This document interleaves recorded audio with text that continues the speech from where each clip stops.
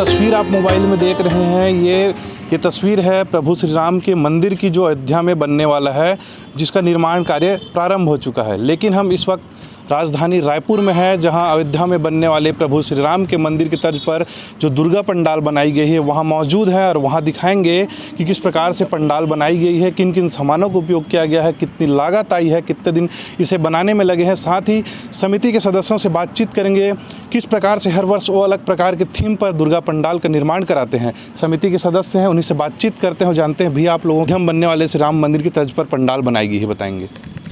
ये जो पंडाल इस साल 2022 में बना हुआ है, ये बहुत पहले 2019 में ही बनने वाला था, लेकिन उस समय कोविड और ये सब की वजह से ये पंडाल बना नहीं।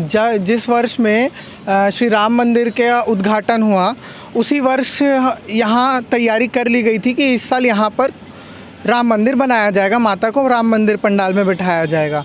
तो उस समय से ही तैयारी शुरू हो चुकी थी, लेकिन कोविड के वजह से यहाँ पे उस काम को रोक दिया गया सरकार की गाइडलाइन की वजह से कि बड़े पंडाल नहीं होने थे उस समय, तो बड़े पंडाल नहीं बनाएगा, इसलिए हम उस समय से रुके हुए थे इस प्लान को लेके।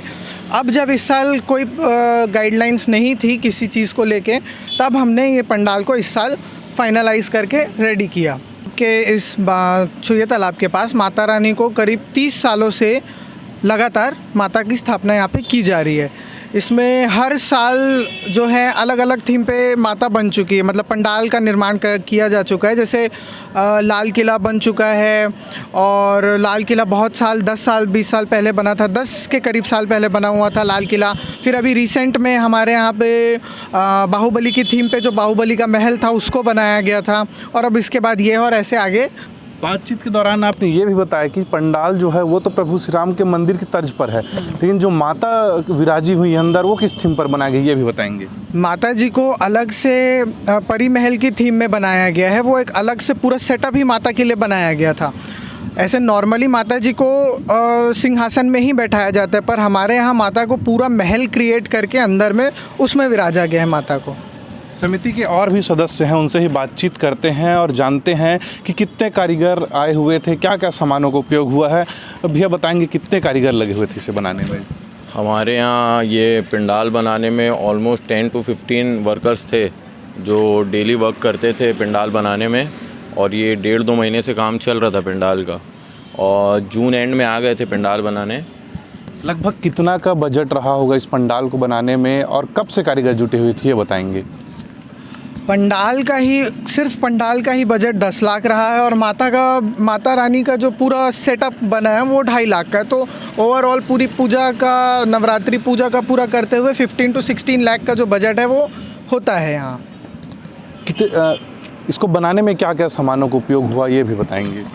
बेसिकली पंडाल बनाने में बांस, बत्ता और खीले, कपड़े, थर्माकोल, राम जी का उतना बड़ा फ़ोटो लगा है वो एडिशनल है, उसके लिए अलग वर्कर्स आए थे, वो एक अलग बेसिस में हम लोग बनाए हैं। और बेसिकली ज़्यादा कुछ नहीं लगा है, इतनी ही सारी चीज़ें। आपने कपड़ा, बांस, बत्ता और खिले, तो कितने बांस और कितने खीले लगे थे, ये भी बता दें हमारे दर्शकों को। जो यहाँ पे खीले हैं वही 150 से 200 के किलो खीले लगे हैं, और बांस की बात की जाए तो 2 से 2.5 हज़ार के करीब बांस लगे हैं। उसके अलावा जो बत्ता होता है वो होता है, और लगभग 4 से 5 गाड़ियाँ ही खाली बत्तों की आई थी। उसके बाद जो कपड़े हैं उनको भी अलग से मंगवा के थीम बेस में बनाया गया उनको। तो ये साफ तस्वीर के माध्यम से आप देख सकते हैं कि प्रभु श्री राम का जो मंदिर अयोध्या में बनने वाला है और रायपुर के हीरापुर में बन चुका है। तो इसे देखने के लिए आपको रायपुर के हीरापुर आना होगा, और प्रभु श्री राम का जो भव्य मंदिर है उसे देखने के लिए, उसे दर्शन करने के लिए, माता रानी का दर्शन करने के लिए हीरापुर पहुंचना होगा। सहयोगी प्रदीप के साथ मैं स्वनी मालाकार, रायपुर, छत्तीसगढ़।